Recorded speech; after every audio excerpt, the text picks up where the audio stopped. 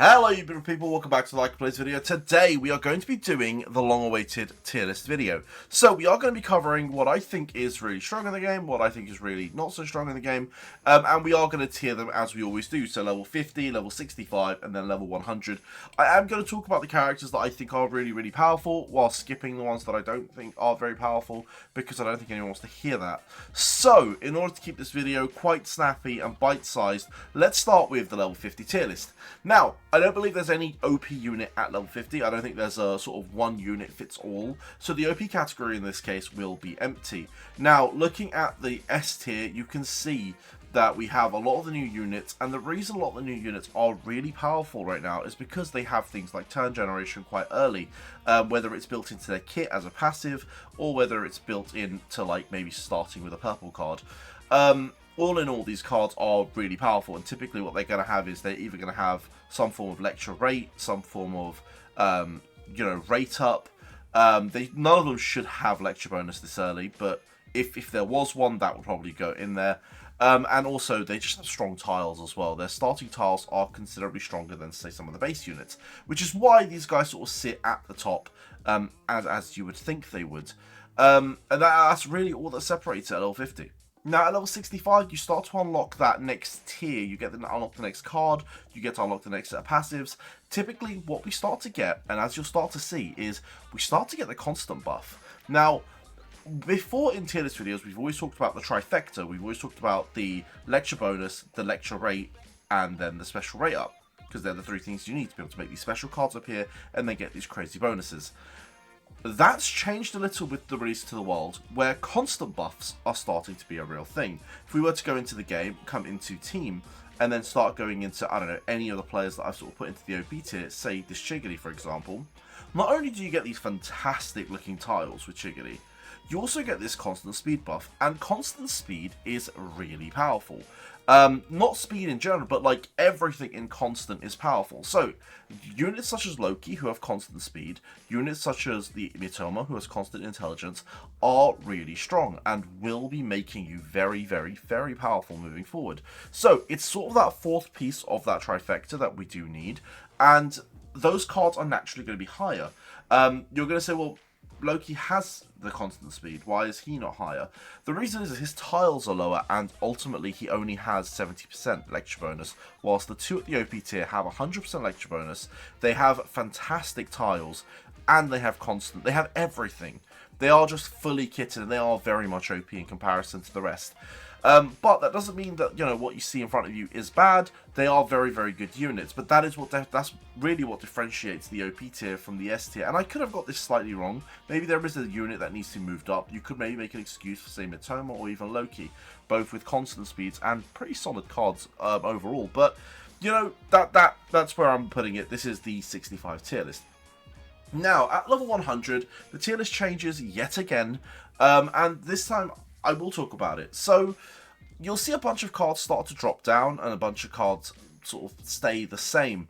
You could definitely make an excuse for Adam Blake to come down, but Adam Blake is saved in this scenario by the fact that he has 100% lecture bonus. I think in the next tier list he will probably drop down though, because as we start to get more cards with the 100%, Adam Blake is starting to become less appealing. His cards, the tiles he offers, are definitely not as good, and the stats he offers aren't as good either. Physical is in a real bad spot.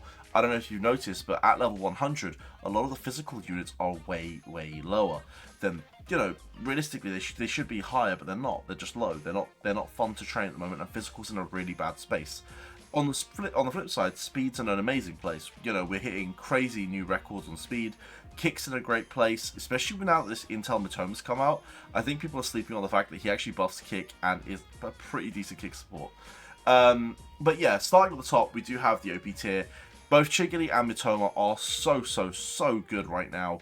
That doesn't mean that they're going to fit every comp, but it does mean that right now their kits are very much the...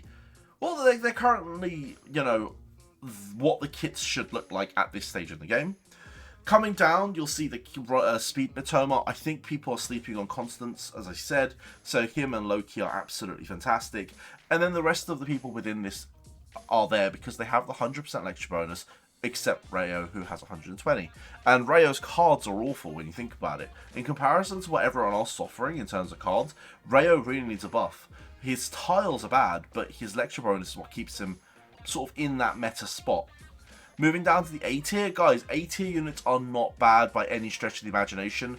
These units are most likely going to be in your comps still, even if you have everything maxed, because they are sort of that third, fourth, fifth pick into your team. You kind of need them. Pablo is fantastic, but definitely isn't the premier, you know, tech guy. That is going to be Bachira or even the Nagi that's coming out when they come out.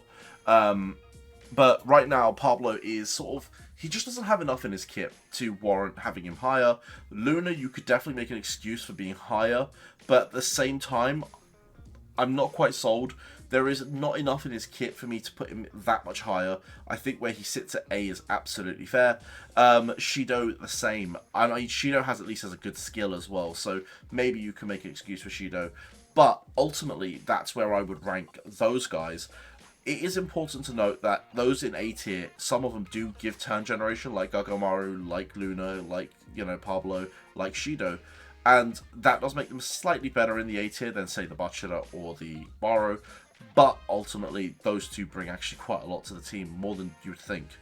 And then you're going to say, Hyken, you just dumped everyone else into B tier. But that's kind of how the game feels right now. I think you could take a B tier unit and be absolutely fine with it. I think it's only when you start going down to the C tier does the game start to go, maybe I don't want to use those units. For the most part, you can sort of run anything, but there is definitely a bit of a an OP tier in Chigiri and in Mitoma. Now, moving forward, I will talk a little bit about some of the new units coming out, but I won't put them on the tier list. I will have these posted on my channel, on my YouTube as well. So, not my YouTube, I'm at my Discord. I'll have these posted on my Discord. But I will talk about, I guess, the next units. So it does look like we're going moving into the anniversary. I'll probably have to remake this tier list in, say, a month, where we'll have all the new anniversary characters, and we will have hopefully Bachira and maybe even Raichu by then. That should see a resurgence and hopefully a rejig in all of this, actually, because we should get a buff to all these characters in this period as well. So hopefully we'll see a rejig of this tier list then. So I'd say within a month we'll probably be updating this tier list, but I would expect to see Chigiri and Mitoma staying quite high up, if not OP, definitely in the S tier. And I'd probably look to see if, I guess, Adam Blake would probably drop. Loki might drop. If they don't buff Rayo, I think he's probably on the verge of dropping. But yeah, that's where I personally see this tier list. And I will talk about the anniversary characters. I think both the Nagi and the Rin are absolutely fantastic. They're going to be sitting high on that S tier, maybe even OP tier, depending on... We'll have to see as they come out. And both the SSRs coming out are going to be very, very powerful. So there is a lot of really strong stuff coming out. I don't think you should go for the Mitoma unless you know you can max him. If you can't max him, he's not worth getting. He's limited. So just remember that as well when you're doing your summons. And boys, other than that, have a wonderful rest of your day. I hope this helps. Peace.